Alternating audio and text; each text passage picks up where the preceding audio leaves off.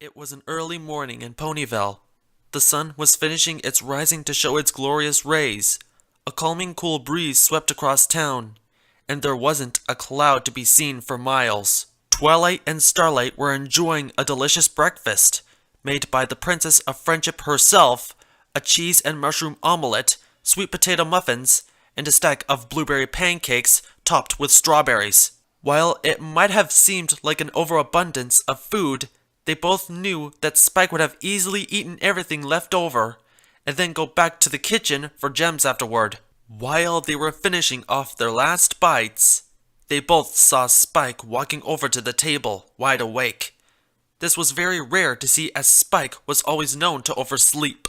He didn't say anything to either mare. He just sat there and rapidly ate the remaining breakfast with a troubled look on his face. Both mares looked at one another, mentally trying to tell the other to possibly start a conversation, fearing that something troubled him. Twilight eventually conceded to the stare down, and worryingly asked a simple question. "Morning, Spike.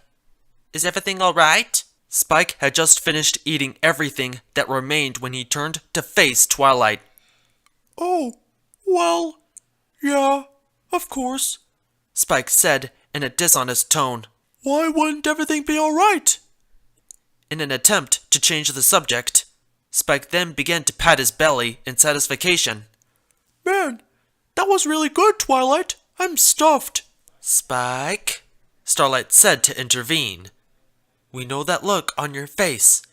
Twilight and I have both had that look plenty of times. You can always tell us what's troubling you." Their caring words managed to make Spike smile for a moment. But that smile easily went away, and he lowered his head. "If I tell you, will you promise not to laugh?" Both mares nodded their heads. "We would never laugh about something bothering you, Spike." "And promise me you won't tell Rarity? I don't want her worried too." "Oh, don't worry, Spike," Starlight reassured. "This stays with the three of us. Right, Twilight?" "Agreed."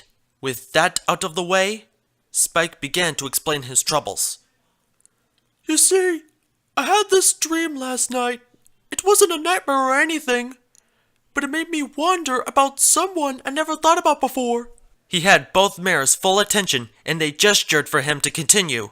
"I was out in a large grassy field. I wasn't sure how I got there, and from what I could tell, the nearest town was nowhere in sight. That's when a large dragon began to approach me. While most of the huge dragons always scared me, this one seemed different. His scales were very similar to mine, and instead of an angry predatory look, he had one that seemed welcoming and assuring. I began to follow him. He made me feel that he was taking me back home. Keeping up with him was very difficult, mostly because of our size difference. As we continued, I thought I would ask him some simple questions. What his name was, why he chose to walk instead of fly, and where we were going. He didn't stop, nor did he answer me. He just continued to walk. I figured he wasn't impressed with a baby dragon, so I decided to tell him about a few things I've done in the past. Like the time I restored the Crystal Heart to the Crystal Empire, the time I helped befriend Thorax, who would become the leader of the Changelings, and the time I had won the Gauntlet of Fire. Of course, I told him I gave up the title soon after and gave it to Ember, but I still won it too. This made him stop walking, and I finally caught up with the dragon. He still didn't say anything to me, but when I was face to face with him, I saw something I never thought I would see in a dragon like him. A tear. He had tears in his eyes and a smile that confused me. This wasn't some simple smile that told me he was impressed. This was a smile of pride. This dragon was very proud of me. Eventually, we made it to a town where a mountain that reached higher than the clouds was sighted just behind.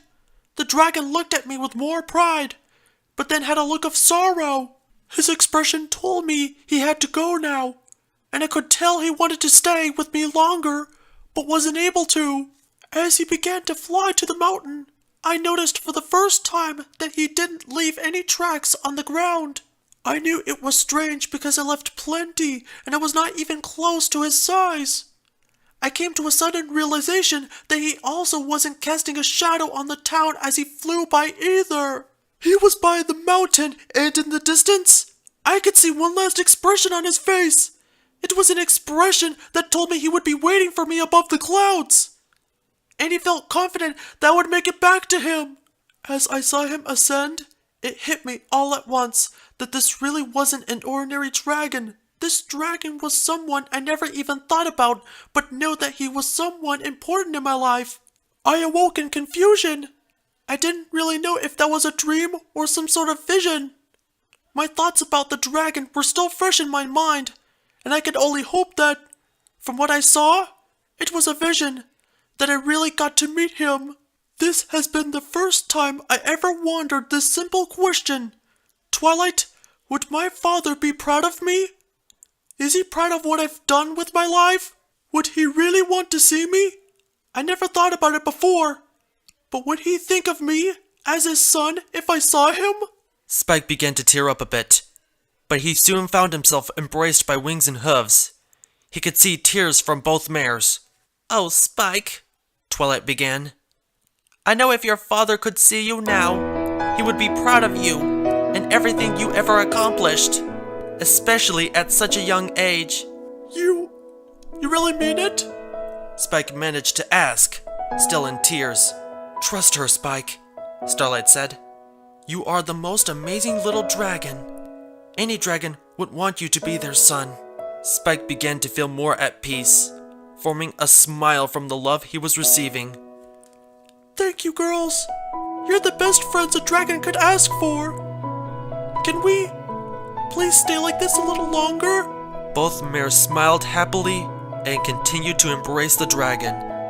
As the embracing comforted Spike, the vision of that proud smile on his father stayed with him in his mind, and he couldn't help but smile back.